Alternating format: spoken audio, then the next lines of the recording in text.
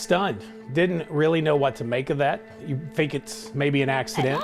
Right, oh my gosh, another plane has just hit another building. And immediately began broadcasting across all 6 radio stations. So no matter what you were listening to, rock, country, sports talk, didn't matter, you were hearing us. 11:30 the Tiger. And I remember taking one call and this guy said, I just saw Air Force One fly over my house. I was listening to you guys on the radio and I walked out the front of the office and literally watched Air Force One land into Barksdale. Whoa, look at that. It's collapsing right there. All right, if what you just heard and what you saw in that smoke was part of that hotel collapsing about 3 or 4 inches beneath the snow.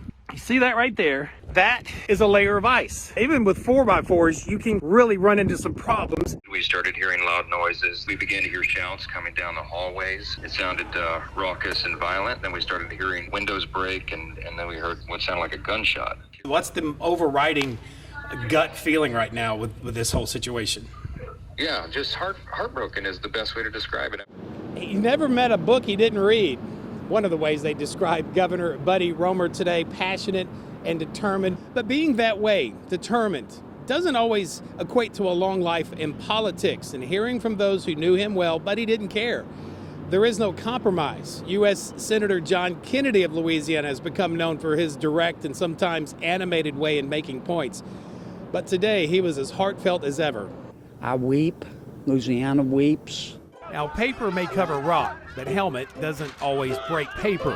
But when it finally did on Saturday, September 11th, gave me chills down my spine, you know. it was followed with a sea of star-spangled banners waving across that football field. It was fun. I heard a very big one. It was cool.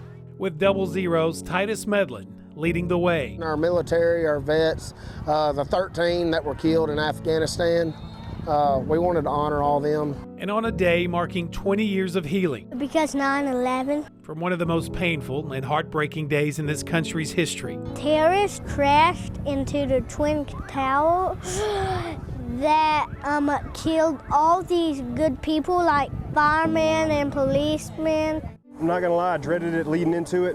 I knew it was gonna be hard. Hard, but something as a team they wanted to do. And when the Titans took the field for the first time on defense, they did so with only 8 players instead of 9, with no one at first base. We let one pitch go by, and then I subbed him out. And that was one of the hardest things I've ever done. But again, it is something I'll carry with me and an honor to sub him out of his last game like that. There was some few seconds there that I couldn't catch my breath, you know, because you could almost feel him there. Right. You know. Right. It wasn't like the staff had been giving Terry all this extra special attention. Terry, the patient fighting for his life, had been giving it to them. As his body began to fail, it's just like Jesus came out of him more and more. Terry Robertson showed us how to live. But I want you to know this. Terry Robertson showed us how to die. Just 10 days after his release and eventual return to the hospital, Terry passed away.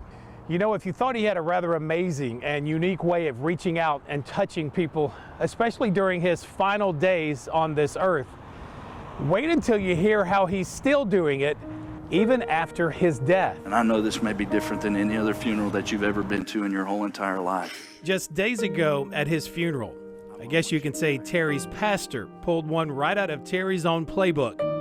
Terry Robertson's last wish would be that you would know the Jesus. At his service, they gave an invitation, and I think 7 people were saved that day.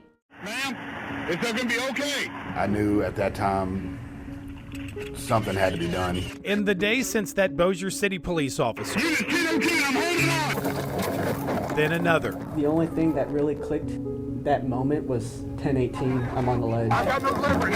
I'm holding. And when a third man named Rollis Leslie appeared out of nowhere. The perfect person at the right time, at the right place.